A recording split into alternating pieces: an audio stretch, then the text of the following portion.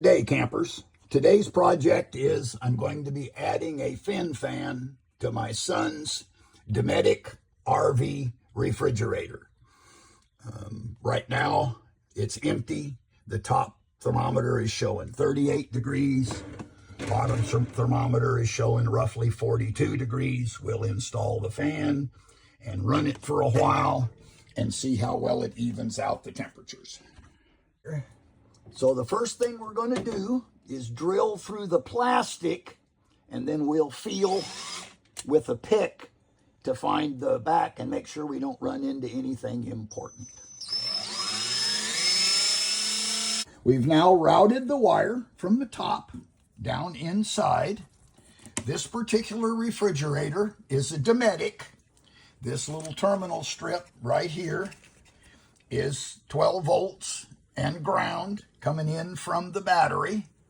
If you have another model of Dometic or possibly a Norcold, you may have to look a little further to find 12 volts.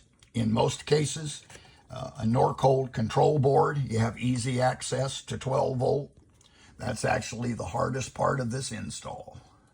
The fin fan is installed. Refrigerator is turned back on.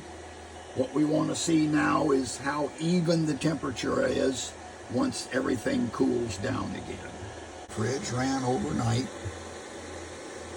The fin fan measures actual air temperature when you open the door. I'm showing about 36 degrees on the top, right at 40 degrees on the bottom. While it did not even the temperatures out as much as I expected, it did get the refrigerator a number of degrees cooler. It did include a link to this fin fan if you're interested in ordering it and installing it. As always, thanks for watching, and please remember to like and subscribe.